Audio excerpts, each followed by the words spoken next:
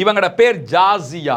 ஜாசியா என்கிற பெண்மணி இவங்களுக்கு 100 வயதை தாண்டியவர்கள் என்று இன்றைக்கு UNRWA இதை சொல்லி இருக்குது. காரணம் என்னன்னு கேட்டா அவங்க என்ன சொல்றாங்கன்னு கேட்டா, என்னுடைய வாழ்க்கையில எல்லா வாரையும் எல்லா யுத்தங்களையும் நான் பார்த்திருக்கிறேன் அப்படின்னு சொல்லி சொல்றாங்க. இந்த 100 வயதை தாண்டினவங்க முதலாவது இன்திஃபாதா பாலஸ்தீனத்தில் முதல்ல பிரச்சனை பண்ணாங்கல்ல இஸ்ரேல்காரங்க, யூதர்களை கொண்டு வந்து அந்த ஆரம்ப பிரச்சனை, அந்த ஆரம்ப பிரச்சனையிலிருந்து இந்த அம்மா காசாவிலையும் பலஸ்டைன்லையும் என்னவெல்லாம் நடக்கிறது என்று பார்த்து வரக்கூடிய ஒரு அம்மா. இவங்க என்ன சொல்றாங்கன்னு கேட்டா, நான் தற்போது இந்த யுத்தத்தில் எனக்கிட்ட ஒரு பழைய இரும்பு வீல் சேர் தான் இருக்கிறது, எனக்கு நடக்க எல்லாம் முடியாது. அந்த வீல் சேரில் தான் நார்த் காசாவிலிருந்து சவுத் காசா, சவுத் காசாவிலிருந்து சென்ட்ரல் காசா, சென்ட்ரல் காசாவிலிருந்து ரஃபா, ரஃபாவிலிருந்து ஜெய்தூன், ஜெய்தூனிலிருந்து தாலல் ஹவா என்று ஒவ்வொரு பகுதிகளுக்கும் அகதிகளாக நான் வெளியேறி கொண்டிருக்கிறேன்.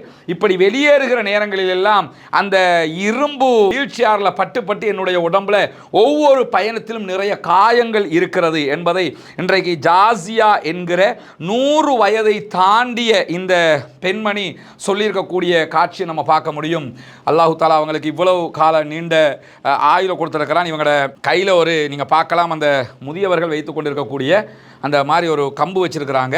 ப்ளஸ் வந்து இவங்களுடைய இன்னும் சில புகைப்படங்களை அல் ஜசீரா வெளியிட்டிருக்கிறது. அதில் நீங்கள் பார்க்க முடியும், கையில் ஒரு சாவி கோர்வை வச்சுக்கிருவாங்க. இந்த முதியவங்கள்ட்ட எல்லார்ட்டையுமே அந்த சாவி கோர்வை இருக்கும். காரணம் என்னென்னு கேட்டால் 1947 முதலாவது இன்திஃபாதாவில் வெளியேறின நேரத்தில் அவங்களோட வீட்டினுடைய சாவி அது அடையாள சின்னங்களாக இன்றைக்கும் பலஸ்டைன் மக்கள் வைத்து கொண்டிருக்கிறார்கள். இந்த அம்மாவும் அதை வச்சுக்கிட்டு இருக்கிறாங்க.